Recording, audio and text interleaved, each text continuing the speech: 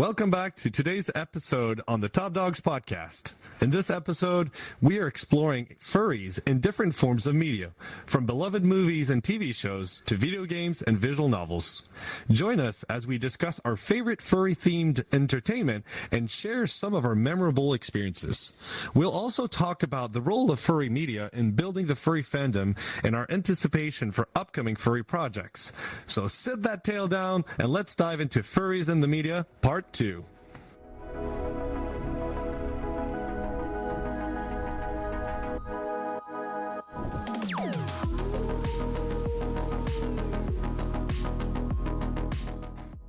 I'm Stream Arcadad. I'm Sakura Hanatsuki. I'm Phoenix Whiskey. I'm Trick the Stick. And I'm Riker. Alright, so as Stream was mentioning, today's episode we are going back to furries in the media. This is part 2. And you guys, we're going to dive right into the favorite TV shows, movies, and all things furry. Riker, why don't you go ahead and get us started? Tell us about some of your favorite TV shows and movies that have furries in them and why they're your favorite. Well, a childhood favorite would be Balto movies, and Courage the Cowardly Dog and Scooby-Doo. And why? I don't know why I really like them. I just grew up watching them. They were like just something I would watch when I was feeling down. They made me happy.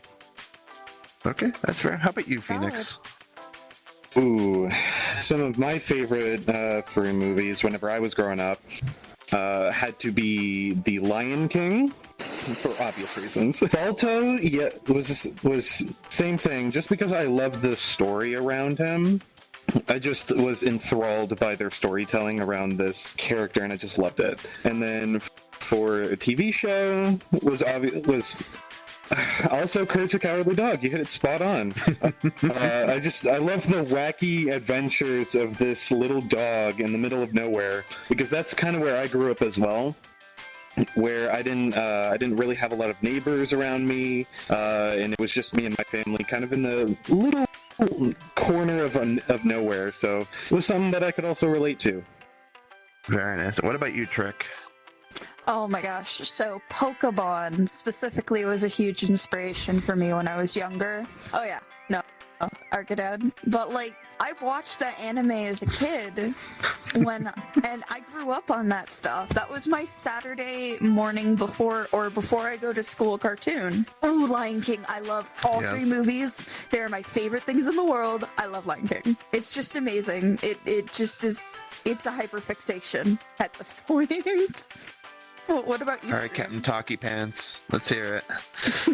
I'm not going to be saying much on that one. Actually, I haven't, I've watched all the Walt Disney movies, but if I would say I have a favorite, not really. It was cool. I enjoyed it.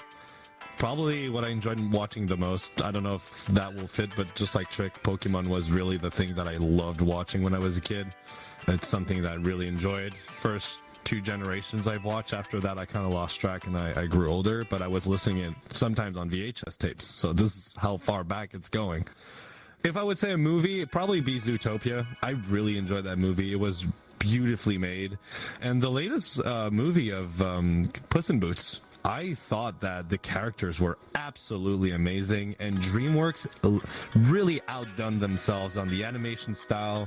Being somewhat of a 3D artist, I saw some of the styles and techniques they use, and I think they did a fantastic job. And the character Death, I understand why there's so much hype about him, because he's really, really interesting. So yeah, that's for me. That's very fair. And a big one for me was The Lion King. I got to give it to all of you guys. Seriously, The Lion King, #1. I saw that when it came out in 1994 in movie theaters. You wanted to say something? Oh, it was actually something that I wanted to add on to streams for the Puss in Boots. It actually was nominated for an Oscar for Best Animated Film. Honestly, I'm not even surprised, because they killed it. They did a fantastic job on it. It was really cool. When you look when they're pointing the sword or the hat, you can draw these imaginary lines, and the animator made sure that these lines were drawn so you would look at a specific place in the scene. And that entry scene where Puss is meeting Death for the first time, every time Death speaks, the horizon kind of shifts to give that perception of something is going wrong. Even before you know about him, you knew something was off. off because they would tilt the horizon more and more over time. I thought that was super clever. And it's in these movies and TV shows that we find, a lot of things that are very memorable, a lot of things that really stick with us, and through the years from our childhood to even today. But media is more than just movies and TV shows. When it comes to furry themed video games, has there been any that have really struck you? Any of them that have stuck to your heart super close and have really kind of not only shaped who you were, but shaped who you are? And you've already got your hand up and you are prepared to go, so let's hear it. Oh yeah, let's go. Okay, Pokemon. Again, I'm gonna have to say, I played the Pokemon games. I did Mystery Dungeon, and that was euphoria to be like, oh my god, you're a human that woke up as a Pokemon. What? That was amazingly fun. Really like the Pokemon games. Pokemon Stadium on Nintendo 64 was one of my favorite. I mostly played the mini games. I didn't really do much of the fighting. I did play some of the Pokemon games. I played Pokemon Yellow.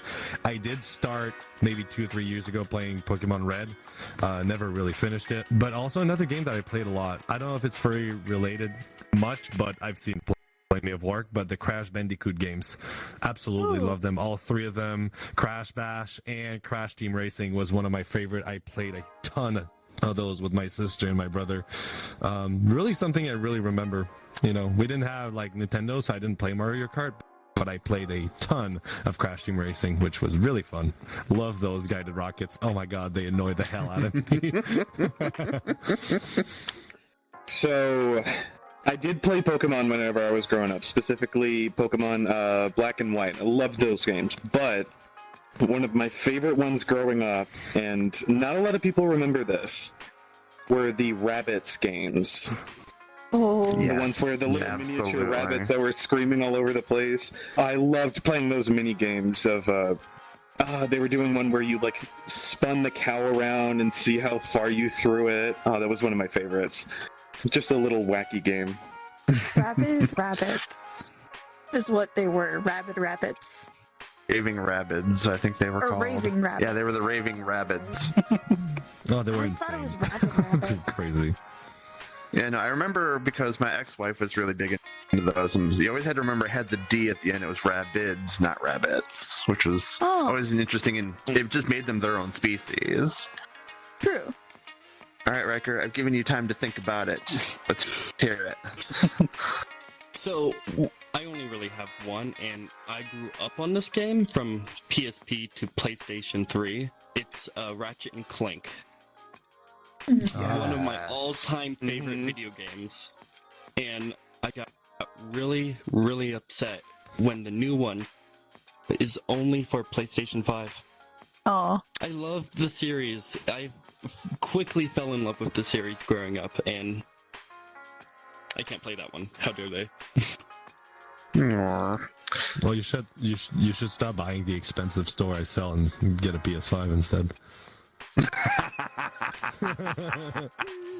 Oh no! You already know my plan. Oh yeah, I know. But if you're gonna be buying something, get a VR compatible PC so you can join us in full 4K HD resolution. Oh yeah. Cool. That way I That could see first. Sakura fully. Yeah, you won't regret it. I guarantee it. You won't regret it. Funny enough, Riker, that Ratchet and Clank game is actually the only Ratchet and Clank game I played. It's the one on the PS5. Without me? How could you? I thought we were sorry. friends. I know, I'm horrible. Heartbroken. It's okay. You'll recover. Just like other things on your body. I gotta stop. Sorry. my god, gotta stop. Stream, no. If there's one thing I'm noticing here, you guys, is all of these movies, these TV shows, and the video games. There's a lot of crosstalk going on here, which is really kind of bringing about that sense of community. For you guys, what role do you think furry media plays in fostering a community? What do you guys think really brings us together as a fandom? Okay, so for me, I believe that there would not be a community without the media. We congregate around the media, the characters, the art, the music, and the costumes. Without media and the movies and stuff, we wouldn't have the fandom as it is today. I can definitely pick up what you're putting down. You know, it's the common interests, the characters, like you were saying, the characters, the movies, the TV shows, the video games, the common interests, kind of like what we talked about in, like, you know, the anime episode of, like, the furry fandom and the anime fandoms kind of coming together because, you know, we all share, you know, one common thing is we all love. Even if it is just within the furry fandom itself, it brings us a commonality. It gives us something to talk about. It gives us something to enjoy together. It gives us a common bond, a reason to be a community. Exactly. What about you, Riker? Exactly like with what Trick said. Without movies, social media, all that, we wouldn't really have a furry fandom. Along with that, all those movies and TV shows and whatnot, you could see, like, everyone creating their own stuff and then showing it to others. Without, like, social media and all that, people can't really be themselves or show others who they really are. No, that makes perfect sense. What about you, Stream?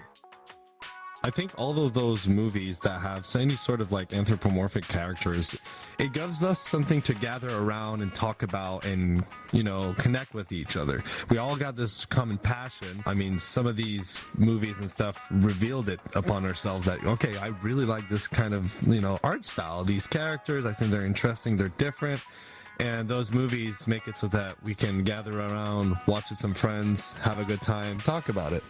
So honestly, like, Trick, you gave a pretty perfect explanation. I have nothing really more to add to it. Good job. And then lastly with you, Mr. Phoenix, let's hear it. I do agree with you, Trick, that without representation in media, we wouldn't have a fandom today. But also, even if we did have a fandom, without media, it wouldn't grow. Not as much as it has already. We see these fuzzy, fun-loving characters in movies or stories, and that's what we want to do. That's an interest that we all share, and having them in movies makes it more mainstream, and the fandom grows along with them. Absolutely. You know, we've been sitting here, we've been talking about movies, we've been talking about video games, we've been talking about TV shows, but there's actually another form of media out there that we haven't actually touched on, and that's visual novels. I already see the gears turning over on this side of the room. Can you tell we're excited about this question? Maybe just a little bit. Just a tiny bit. Just a tiny bit. Just a little. In that case, I'm going to be most excited to hear from this side of the room to start here. Do you guys have a favorite visual novel? How has it captivated you? You know, what kind of influence does it have on you? There's a few. I haven't played a bunch of VNs. I've played 3 so far, and I loved every single one of them. They're all beautifully made. They all have their pros and cons. Riker is going to tell his favorite. Me, it's one of my favorite games, but it's not my all-time favorite. For the story, it's amazing. Adastra was obviously, you know, with Amicus, lovable character. Storyline will make you get angry, laugh, frustrated, seduce, cry, cheer up, like celebrate. You will go through a plethora of emotions. It's very intense. It's a very intense game. It's pretty linear. There's not multiple choices, maybe 1 or 2, but it's really well written, and the art style is absolutely adorable. I gotta say my favorite for now is Shelter, made by Rouse Vufsky. His visual novel feels more like a game than an actual visual novel. There's different routes. He's still working on it. I think he's at build 37 right now, and he's about to finish 3 of the 5 storylines. And what's really cool is that there's really cool action scenes happening. There's quirky, funny moments. There's quirky, sexy moments that happen. And the romance between the characters is really good as well. These games have really inspired me. I would like to make my own visual novel. I'm currently working on a project called Busted. I build a team, and my husband is going to be the writer. I could talk for this for hours, but yeah, I just love him. Go for it, Mike. Yes. What Stream said, yes, you'll be angry, you'll be sad, you'll feel a lot of emotions like reading, especially like Adastra. I did. Hated every moment of that. You hated it, but you loved it at the same time. That's the weird thing. That's the weird thing. Yeah. And I don't have a problem. Sure, Jan. But I have read many visual novels, unlike Stream. 3. Wow. But I have 3 novels that I really enjoy to read, like Adastra, and then 2 new ones that have recently come out, which is Northern Lights and Cleaved. Like, so far, great start for both of them. I do recommend checking those out as long as you are, the appropriate age. But yeah, they're very enjoyable. I've been seduced by Cleaved. I just played Build 3, and oh my god, Calder, one of the main characters your character hangs out with, he's lovable. Absolutely lovable. It's so cute. And he's funny. What about you, Phoenix? Have you played any VNs or anything? I've only played 2, and I'm currently playing through 1 at the moment. It's called Echoes. I personally have this sort of love for the paranormal, the spiritual, and the dark and creepy and story format. So having this VN combined my 2 greatest passions for both horror / paranormal and, the furry fandom. It goes through these different stories and builds up these 2 characters' relationship through trial and trauma, and I just love it. I haven't finished it yet, but I'm loving it so far. So for me, I really haven't done any VNs before. Do you guys have any recommendations? Oh, that's opening Everyone up a just question. looks to Riker. Because I'm going to agree with him. He's going to call out one, and I know exactly which one I'm going to agree with him. I'll send you my list. Okay, send me your list. Never really done a VN before, and I really am interested. I haven't really had the time. Now, on this topic, as a subpart, Riker, why don't you give our viewers, a few titles that they should check out, if they haven't gotten into visual novels before? Okay, so let's start out with, Adastra, the basic. Northern Lights, I recommend. Cleaved, extracurricular activities, A New Dawn. Let's see, what else? My brain. I'm at 5, Shelter right? was yeah, really that's good. 5. Oh yeah, Shelter, of course. No Way Love Home. Shelter. Smoke Room is pretty good. It's pretty interesting, too, as well. But first start, Trick, I highly recommend you go with Adastra. There's not a bajillion different decisions. The story's pretty linear, and it's a good way to start into VNs. And the story is amazing. Really well written. Okay.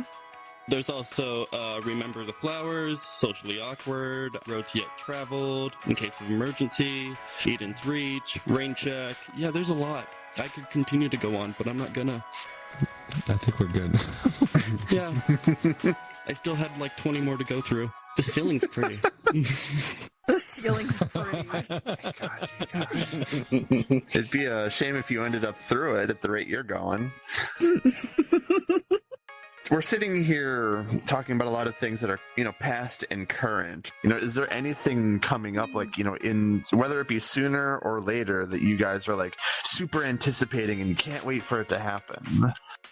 Ooh, okay, so there were 2 that I had in my head. Zootopia 2, I can't wait for it. I love Zootopia 1. That was actually the movie that introduced me to the furry fandom. Loved that. But I don't know if this technically counts as furry, but I'm going with it anyway. The next one in the Godzilla -1 trilogy. I loved Godzilla -1. It was amazing with cinematography, the story, and for those of you who don't speak or read Japanese, that's totally fine. They do have a dub version, but I highly recommend not listening to that and going straight with just the natural sound.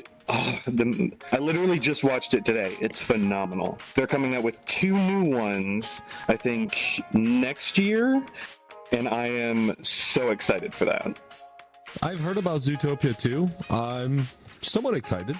But on my end there's a lot of VNs that have been holding back because they're not finished. And I know for a fact that Haps is working on doing all the artwork for Kimia, which is the follow-up to Adastra.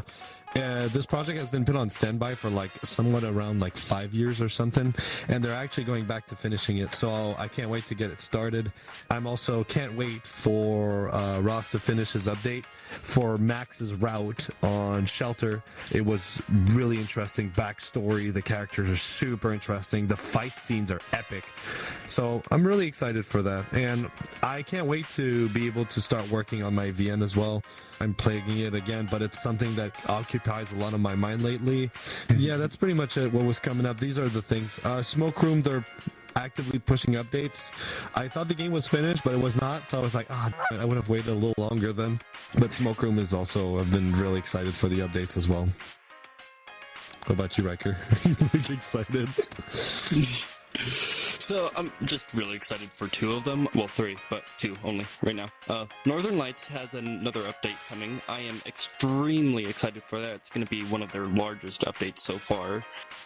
And I'm excited for a certain dad's visual novel that he's planning. Because I keep hearing about it, and he's like, it's going to make me cry. Then I want to cry. Oh, you're going to cry. I can guarantee it. You're going to cry for 2 reasons. Should I be worried? It's the type of crying you see in Adastra, honestly. Okay. But there's a beautiful ending at the end, a beautiful resolution that will make you cry as well, because it's too beautiful. What about you, Trick? Oh gosh, I don't really keep up with current media. My little tism brain likes to watch things over and over and over and over again, so it's hard to get me to watch new things. But I think the most current thing I watched was Wish, and that was not good. I don't even remember the last piece of furry media Disney released. Yeah, I really don't keep up with current things. Me neither. Honestly, though, no, I'm very much stuck in the past. I watched Lion King over and over and over and over again. Miércoles. Disney is actually coming out with a prequel to the live-action Lion King, Mufasa. Yeah, and okay, so I keep the live-action version of Lion King as a very blank space in my head that doesn't exist. Thank you. So I keep forgetting that that's coming out. Because that movie made me sad. That movie made me so disappointed, and then I went and watched the original Lion King to make myself feel better. The same. Literally same. I went to go and watch it in theaters. And then literally came back and then watched all 3 movies just to make myself feel better. All 3. Oh no! I feel that. Oh my gosh. Hey Top Dogs fan, if you're looking to snag awesome perks while supporting us, explore our server subscription on Discord or Patreon. By becoming a podcast supporter, you'll access exclusive behind-the-scene footage, join supporter meetups, express yourself with a custom hand-drawn emoji featuring the Top Dogs team, and chat with the podcast team and fellow fans. Plus, we got the new After Dogs show for mature audiences at just $2.99 a month. Craving more? Upgrade to the Podcast Supporter Plus for $5.99 a month. Enjoy episode voting, suggest podcast episodes, and be part of our live audience. Plus, unlock exclusive sneak peeks of upcoming ideas, merch drops, and much more in the future. There's no obligations to join these subscriptions, but your support generally makes a huge difference for our team. And to those who've already subscribed, a heartfelt thank you from the bottom of our hearts. Wow. And if you On don't to you, that was great. subscribe, remember, we're going to bring the giant pencil out and erase your nose. I like that. I like my Bob. Well, good thing Ben's you're got your nose. subscribed. Yeah. All right, so everybody out there listening, we asked our viewers if you could visit any fictional furry world from a game, movie, or visual novel, which would you choose to explore and why? All right, we had Lycaios come in and say the world of Brock the Investigator. The interesting atmosphere and hunky Athro characters. Love the look and feel of the world as they progress through the story. From our audience, we have Justin the Firewolf Dog, who answered the world of Spyro. I just love dragons, and I would love to explore the whole vast world and everything. Also, the dragons are pretty cool, and the story's really cool. Absolutely. Shameless Man 89 says Corneria from Star Fox. I'd say Talon 4 from Metroid Prime 2. Let's go. Another Metroid fan out there. You have my heart, Shameless Man. You've got my heart. And last but not least, we've got Esana. I hope I pronounced your name. If I mispronounced it, I truly apologize. But they responded, it would have to be the Ratchet and Clank universe for me. Primarily because I want to see and meet the actual Ratchet in person. Because for being a very perseverant hero, and he's cute AF. Valid. Valid. That is very valid. True. Very. Great storyline. Now it's our turn. I think somebody's getting excited for the next set of questions I'm here. excited for that. Oh my goodness. Dog doing. The dog be bouncing his chair. That's what he be doing. Stream, you're the one jumping out of your chair. Let's go ahead and get you answering this question. It has to be Shelter. I love the community that they built in that futuristic bunker, and the fact that you can use mana from different species to have ability and fighting skills is super cool. I love it. And also the characters are very eye-pleasing, I'll say that. Just for that point as well. And I like Cold. Shelter is set up in like in a tundra, and this bunker is powered by the mana created by its inhabitants. So the more people there is, the more functionality the bunker unlocks and more commodities unlocks for everybody, and it looks super cool. So yeah, me, it has to be Shelter. What about you, Phoenix? Ooh, I would have to go with Zootopia. Life really wouldn't change all that much. You know, I'd go straight in to start living my life amongst other furry characters. Trick? Lion King. I want to date Kovu. Get ass. The truth comes out. I totally didn't say that. Okay, Chick, how many times have you seen the Lion King's movie? How many times? Be honest. Be honest. Let's see. I had a DVD as a kid, and I have it on Disney Plus. So probably at least 100 times, if not more. Oh my god. Oh my god. Caught in 4K. Lion King 2 has probably been like 200 times. Understandable. Stop it. Get some help. What about you, Riker? All I need is one word. I'm not going to go into detail. Adastra. Oh my goodness. Of course. Yeah. Where else would I go? You're Don't right. answer I'm that. holding back to do a joke right now. I'm I could. holding back. Like, we have to Oh censor this if I my. do it. No. Ladies, gentlemen, gentle NBs, and everything in between, calm yourselves down. It's okay. Can we throw him? No. Oh. Am I upset? No, I am not. A little. Honestly, like when it comes to like my answer to that one, I would definitely have to go with Shameless Man's response about Corneria from Star Fox. I grew up with Star Fox. I love outer space. I'm a huge Trekkie, so like the idea of like furries in space and spaceships and the whole like solar system being at war and stuff like that, like that would be so cool to me. I would absolutely love for that to be like where I would go in the furry universe.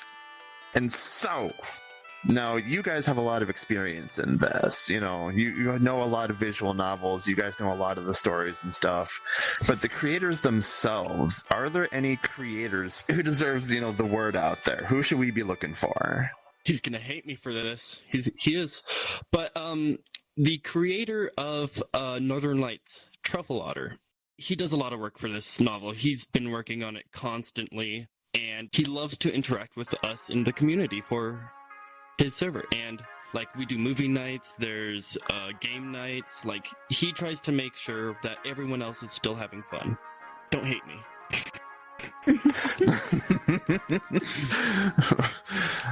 Oh, what's up, Trig? Let's hear it. I actually have. So I've never actually like looked at his visual novels, but I know that they're good because they're like on the Switch. But Clay's Husky, if I remember correctly, his visual novel. I think those are visual novels. I forget what they're called. Yeah, I don't Like remember. a choose But your own adventure kind of thing? I think so. I think that's what it was. Like I don't remember what they were called. But he's actually a really cool creator of video games. I just forget which one he made, because he made like 2 or 3. Unfortunately, I don't know his work. I apologize. He's like a pink bro. I'm a pink sis. Does that count? Oh, yes. What about you, Phoenix? Well, as I haven't really gone through that many visual novels, I will say that there is one creator who I've been reading furry comics, is Jackaloo. I love his style. I love his artwork. He does a lot. I will say he does do some like 18+ comics, but I love his art style. It's just so unique and yet so detailed with his work. It's just amazing. And what about you, Stream? Let's hear it. I gotta give credit to Calvin or Hyena Nerd on Twitter X. He is the director and main writer for Cleaved, and I've been speaking with him a little bit. He's super cool guy, very fun to talk with, and somebody that is very passionate. He puts a lot of work and effort into his VN. He's been partnering with Haps to work on the sprites, and they just released Build 3. It's a very early game, but I'm excited for what he's coming up with, and I've talked with him, and the guy is very easy to approach, very easy to talk to. So Calvin or Hyena Nerd is the one you're looking for. And it's ironic that you talk about this memorable experience you've had with this creator, and I wanted to extend that out to the rest of you guys too, and maybe you also have another story that you could share as well. Are there any memorable experiences that you've had because of furry media, whether it be the show or movie itself or from the creator? Phoenix, why don't you get us started? The moment I first met a toothless cosplayer, I lost my sanity pretty much. I went feral over that costume. I was like, oh my god, how'd you do this? How'd you do that? I was like bothering the out of this guy. Shoot. I'm trying so hard, but they were so kind to me and just didn't break character, so they didn't respond to my questions. But they were just this really cute, really adorable character, and their performance was great. It made me want to make more costumes and perform as a character as well, and it just inspired me to do what I do now. That's really freaking awesome. Alright, you've got the hand up like you have an answer for me now. I do. I finally remembered it. So whenever I was first starting out in the fandom, I was just a small artist, just doodling, doing fan arts and whatnot. And then I saw one of my favorite creators, Beta Ada Delota, had put out his PO box so that he could receive gifts, and he was doing fan art reviews. And so I had done one of his Isona Maverick. And I had sent it in hoping that he would review it. He didn't, but then as I got to college, I'd run back through some of his old videos, and I saw that he had actually reviewed my little fan art of his, and it boosted my confidence, and I loved it so much. Aww. So much love. Hell yeah. That's adorable. Let's continue the line down here. Do you got another story for us, Stream? So I have 2 stories that I thought it was really cool, but I don't know if it fully answers the question, but it's the best I can come up with. I don't know if avatar making or people that make avatars a form of furry media. Meeting Craig for the first time was really something I will always remember. I've always admired his work, his avatars. The Zeus model has always been a all-time favorite, and I'm still wearing it today. It's heavily modified, but it still comes from Crick. And I saw how approachable he was. I saw how humble he was about his work and ready to give compliment back too. And I thought that, like, this guy is absolutely amazing. If there's gonna be like somebody popular that I would take as a role model, it would definitely be him, because he saw the work that I did on my avatar and he was like, man, what you did is amazing. That's really cool. Like, I can't believe you did this. This is really cool. And I'm like, well, you made the base of this, and like, this is really cool. I love your work. So it's always a mutual exchange, and we've actually built a friendship over time. And what's really funny is that he wants to be like me, and I want to be like him. So it's like a mutual thing happening. It's absolutely adorable. I really like Craig. He met my husband at FWA last year, and they really bonded together as well. So such a really nice, cool guy. What about you, Riker? The only really memorable stuff I've had with anything is actually with you guys at FWA.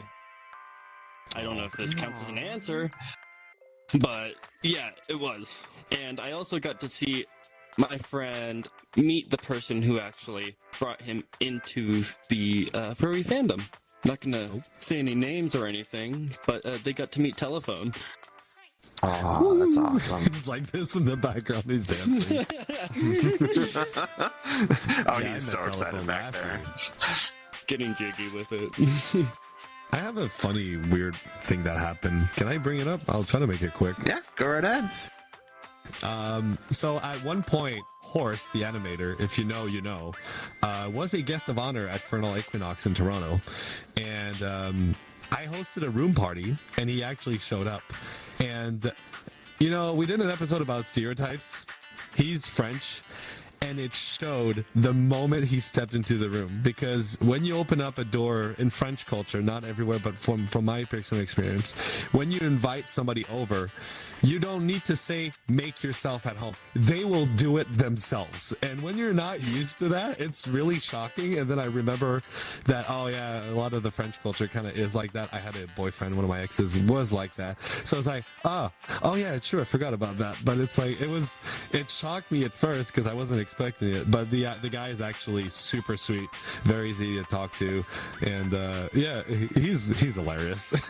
And he does great work. There's actually one question that I'm genuinely curious about, and I know we're getting pretty close to the end here, but there's one question that I am genuinely curious about.